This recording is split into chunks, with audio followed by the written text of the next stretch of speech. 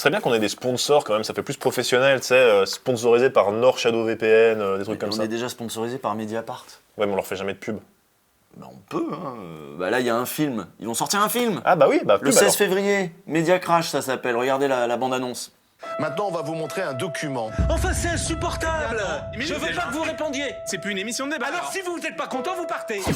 Enquêter sur Bolloré en Afrique, c'est se confronter à un mur de silence et à des gens qui ont peur. Il peut y avoir une alliance objective entre les intérêts de Cyril Hanouna et les intérêts plus idéologiques de son patron, Vincent Bolloré. On va vous expliquer un peu ce qui se passe là en fait. Merci.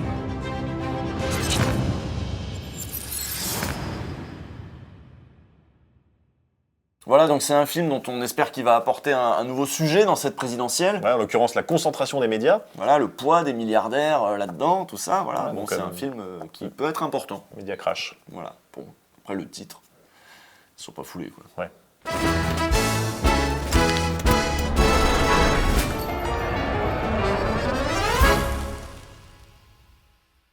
Bon alors l'héritage, on en parle, hein, parce que moi je vous le dis, ça va bientôt plus être possible ça. On peut pas vous laisser comme ça hériter de tout devant tout le monde, là c'est dégueulasse. Donc moi je suis pour qu'on vous prenne tout. Tout. La maison de vacances à Plouarnel, là, hop, nous on prend, on fait une MJC avec. Non, on loge des migrants dedans. Ouais, et puis les 300 000 balles d'épargne de papy, là, bah on va directement s'en servir pour financer le wokisme. On va ouvrir des postes à l'université avec, et on mettra les offres d'emploi en écriture inclusive, tiens. Absolument, et la collection de vieilles voitures anglaises du tonton, là, pareil, nous on prend. Et on fait quoi, parce que ça pollue. Bah on peut les désosser, et après on en fait des bacs à fleurs, et on les met dans des villes avec des maires écolos. Ouais, votez pour nous. Oui, parce que tout le monde y va de sa petite proposition sur l'héritage, donc on s'est dit que c'était l'occasion de mettre les pieds dans le plat. Il y a déjà pas mal d'autres vidéos sur le sujet, évidemment, hein, vu qu'on parle beaucoup de la montée des inégalités, les gens comprennent qu'il y a aussi une transmission des inégalités, donc la question de l'héritage, elle intéresse. Si vous voulez aller plus loin, d'ailleurs, on vous conseille une vidéo du Monde qui est très bien faite sur le sujet. Elle est même un peu trop de gauche pour un journal centriste. Hein. Même moi j'ai trouvé trop de gauche. Cette vidéo d'Asia Balufier fait le point sur les chiffres, tout ça, les graphiques, les calculs et tout. Elle établit notamment que plus les décennies passent, plus le capital se concentre et plus l'héritage pèse dans la reproduction d'inégalités toujours plus importantes. Et ça, par le passé, ça ne s'est pas toujours très bien terminé.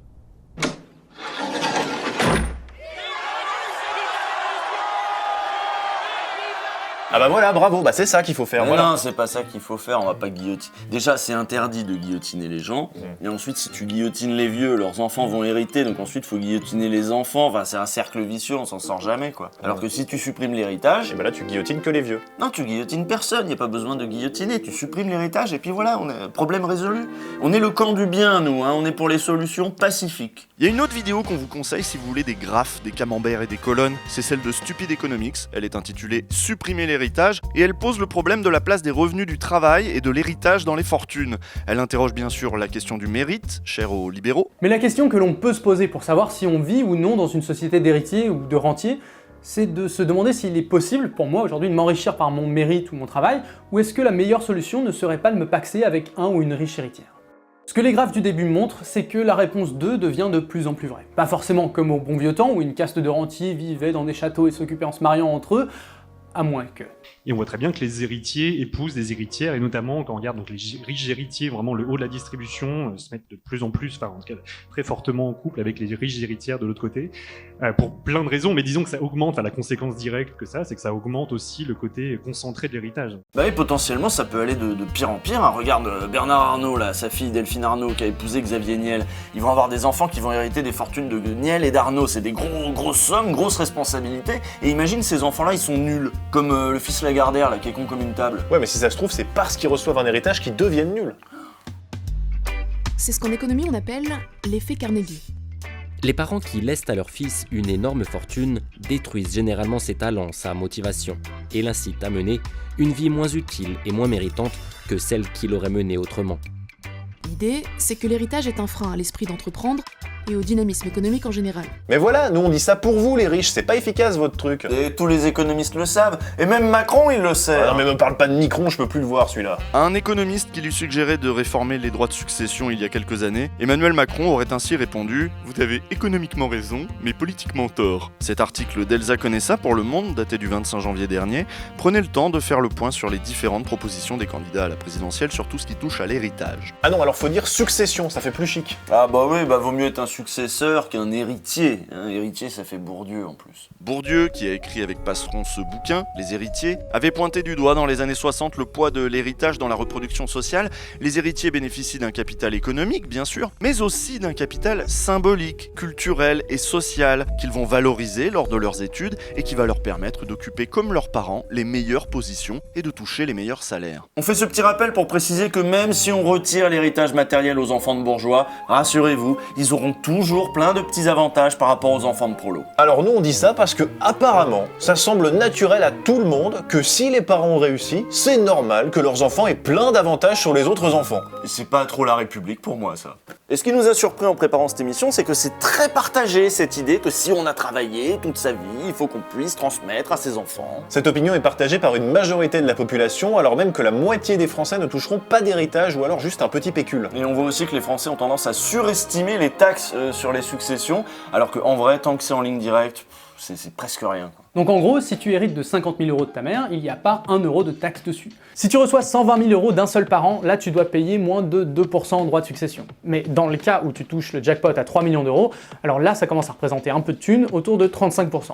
Mais tu vas quand même te retrouver avec l'équivalent d'un gain de loto, donc tout n'est pas perdu. Et il existe plein de moyens d'optimiser pour éviter de payer ça avec un peu d'organisation. Donc voilà où on en est, hein. Si vous touchez moins de 100 000 € par personne, par enfant en ligne directe, c'est zéro, c'est gratuit. Voilà où on en est, et ça c'est la majorité des successions de ce pays chaque année. Ouais, et pourtant malgré ça, malgré ces faits, eh ben, la mode pendant cette campagne présidentielle c'est de vouloir relever ce plafond des 100 000 €. Évidemment, Marine Le Pen, Éric Zemmour et Valérie Pécresse veulent qu'on passe à 200 000 €. Le Pen va jusqu'à 300 même. C'est open bar. Pour la droite, il est important que les enfants de riches puissent être plus riches. Je veux que 95% des Français ne payent plus de droits de succession. Pourquoi ? Tout simplement parce que on est le pays le plus taxé au monde.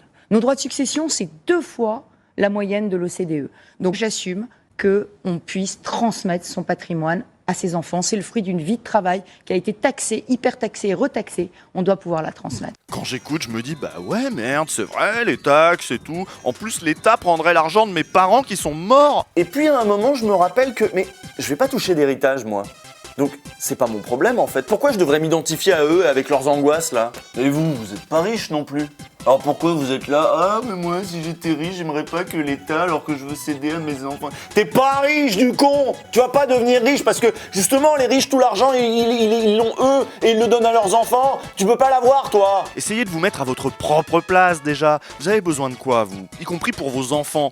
Vous avez besoin de services publics, de retraite, de chômage. C'est aussi là que va l'argent qu'on va prendre sur l'héritage des bourgeois. C'est ça, l'État social, c'est le collectif. Ah bah ça tombe mal, parce que Pécresse, sa réforme des droits de succession, elle a dit qu'elle allait la financer par plusieurs coups de rabot. Sur le chômage, sur les retraites, sur les prestations sociales. Ouais, ça veut dire que pour que les riches puissent être plus riches, en fait, il faudrait que les pauvres acceptent d'être plus pauvres. Eh oui. Bien foutu. Et le pire, c'est que les gens pensent que c'est une bonne idée. Sinon, ils disent que c'est confiscatoire, tout comme les bourgeois leur ont dit de penser. Eh ouais, ça c'est l'emprise de l'idéologie, c'est l'emprise de la superstructure, comme disait Marx. La superstructure, c'est pas Gramsci ? Bah, Marx l'emploie, puis Gramsci l'affine. Et Melèche ? Non, il n'y a pas Melèche. Par contre, il y a Méluche qui propose lui de changer un peu de manière de voir les choses. Si vous pensez qu'il faut partager beaucoup de ce que les autres ont en trop, parce que c'est en trop d'accumuler des fortunes pareilles. Au-delà de 12 millions, pour faire peur, on prend tout. Ah mon Dieu. Ils nous prennent tout. Alors on a rectifié. Au-delà de 12 millions, le 13 millions, le 14 millions et le reste, on donne tout. À la jeune génération. Bon, évidemment, le sport national dans ce pays, c'est de défendre les riches, les très riches même. Je vous ai fait une petite sélection de commentaires trouvés sur Twitter. C'est un malade. Donc ton daron taffe toute sa vie, a des millions, ce vieux plouc prend ce qu'il y a au-dessus pour donner au FDP d'étudiants. Ou comment légaliser le vol. L'obsession de l'extrême gauche contre les riches est encore une fois démontrée. On parle de revenus du travail. Ne pas pouvoir léguer cela à ses enfants est inadmissible. En fait, ces gens font de la morale. C'est pour ça que c'est compliqué de discuter, parce que on vous rappelle que d'un strict point de vue économique, il y aurait beaucoup de bénéfices pour tout le monde à ce qu'on sorte de cette société d'héritiers. Prenons par exemple la crise du logement. Si on taxait davantage les gens qui ont 5, 6, 7, 18 appartements, bah ça résoudrait déjà pas mal de problèmes. On peut même tous les prendre, hein. Oui. C'est ce que nous dit dans un entretien pour le média l'économiste Nicolas Frémaux, qui est spécialisé sur les questions d'héritage. Un impôt qui taxe, si, dans le cas extrême, on confisque le patrimoine au moment de la transmission, c'est-à-dire qu'il y a tout un tas de biens donc, qui auraient dû être hérités par les individus qui arriveraient du coup sur le marché immobilier. Donc potentiellement, ça ferait une offre de biens assez forte. Et à nouveau, donc, ça crée après beaucoup d'évolutions d'un point de vue macroéconomique aussi, donc il faudrait pouvoir mesurer. Mais oui, ça pourrait avoir un effet sur les prix de l'immobilier, par exemple. Dans le cas, un rajeunissement de l'immobilier, donc il y aurait tout un tas de résidences secondaires qui seraient vendues, ou de résidences principales aussi de parents vendus. Donc oui, ça pourrait avoir des effets assez forts derrière, dans le cas d'une politique un peu extrême de taxation des successions. Thomas Piketty, lui, milite pour un héritage pour tous de 120 000 € par personne, financé par une refonte totale des droits de succession. Et encore, 120 000, c'est pas tant que ça, on pourrait même aller beaucoup plus loin. Si on prenait l'ensemble des héritages transmis chaque année en France et qu'on le redistribuait à part égale à tous les Français et leur majorité, chacun recevrait à peu près 310 000 €. Donc c'est même pas ça qu'il propose Piketty, mais vous allez voir que c'est encore trop violent. En tout cas, trop violent pour la matinale de France Inter. Dans le système qui est proposé, le taux serait, sur ceux en dessous de 200 000 €, serait de 0,1%, donc c'est plus faible que la taxe foncière actuellement, qui n'arrête pas d'augmenter et tout le monde s'en contrefout. Et effectivement, sur les milliardaires, ça monterait jusqu'à 90%. Tout cela permettrait de financer une dotation universelle en capital, c'est-à-dire que ce serait l'héritage pour tous, en quelque sorte, chacun à 25 ans recevrait 120 000 €. S'il vous plaît, Thomas Piketty, laissez-nous juste vous poser une question.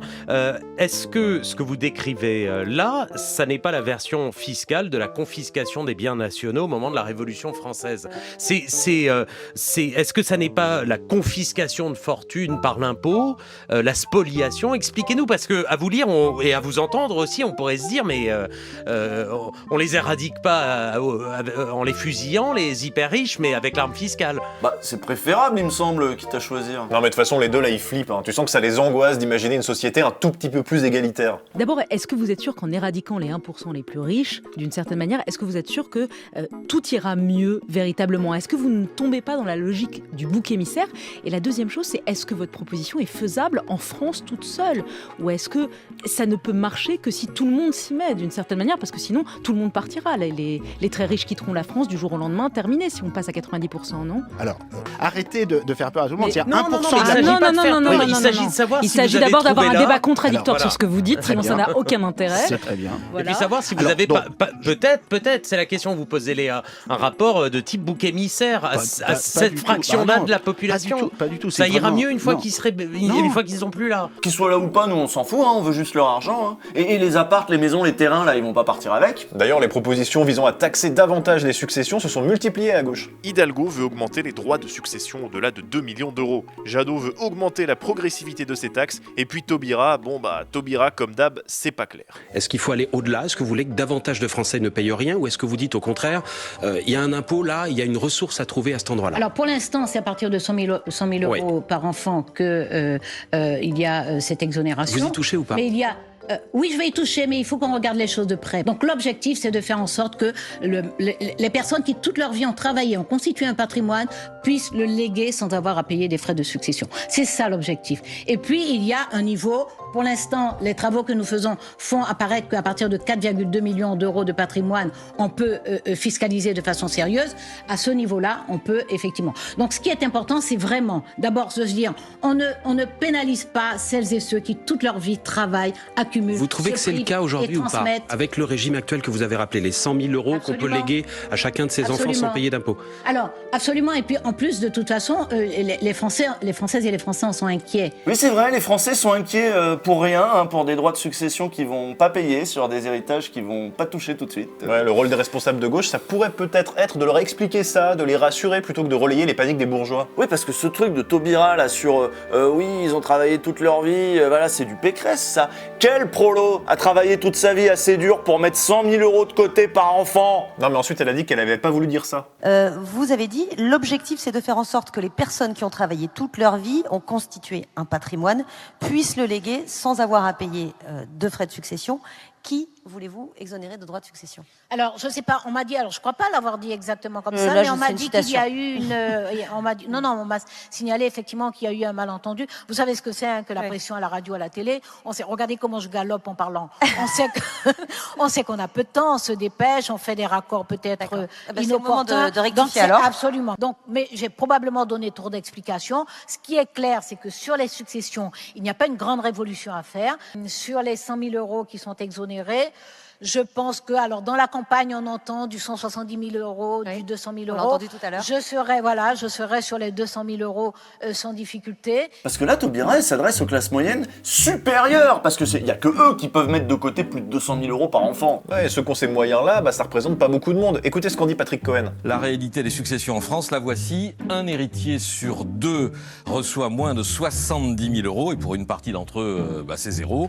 1 sur 10 touche plus de 500 000 euros.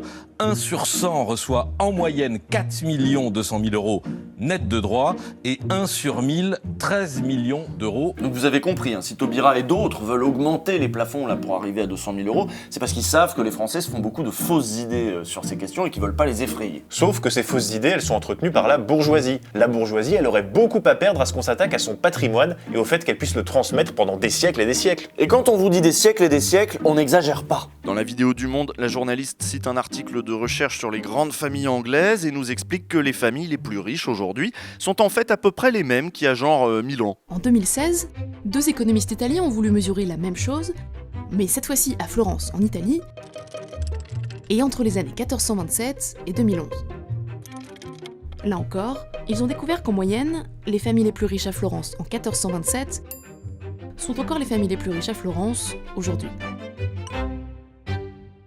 En fait, c'est ça la question de l'héritage. Hein. Est-ce que vous trouvez normal qu'on soit gouverné, exploité, dominé par les mêmes familles et que leurs enfants vont faire pareil à vos enfants? Puisqu'on parle des darons qui ont travaillé toute leur vie, est-ce qu'il est juste que votre père soit exploité par un connard sous prétexte que le père de ce connard a lui-même hérité de son connard de père? Parce que le revers de la médaille, il est tout bête. Hein. S'il y en a qui héritent des richesses, il y en a d'autres qui héritent de la pauvreté. Ouais, mais ça, c'est pas une fatalité. Ça peut changer, mais il faut s'en donner les moyens. Et c'est pour ça que c'est bien que ce thème soit abordé pendant cette campagne présidentielle. Au moment où un jeune sur 4 vit dans la pauvreté, une pauvreté dont il a hérité, il est évident que ce jeune, en fait, il a besoin de services publics, de logements, d'argent, et que cet argent, va bien falloir le prendre quelque part. Et moi, pour financer tout ça, ça me choque pas qu'on taxe la grande maison à Plouarnel, là, du grand-père d'Ambroise et Taufinel. Ça me choque pas qu'on laisse le fils de Stidio de Lagardère avec juste 12 millions d'euros. Ça va, il va s'en remettre. Quant à vous, le pavillon de vos parents en banlieue de Vierzon, là, vous en faites pas, vous allez rien payer dessus. De toute façon, on va pas le prendre, qu'est-ce que vous voulez qu'on en fasse? Le crépi, il est jauni, la moquette au salon, il y a un chat qui a pissé dessus, le jardin est mal entretenu, qu'est-ce que vous voulez qu'on en fasse? Donc, il faut que tout le monde arrête de paniquer sur les questions de succession, sauf les bourgeois, bien sûr, mais c'est fait exprès. À lundi, dans 2 semaines.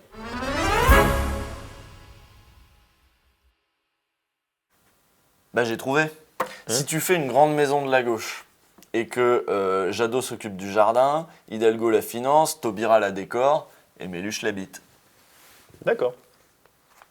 Et tu m'avais demandé tout à l'heure, mais il est où? Voilà. J'ai trouvé.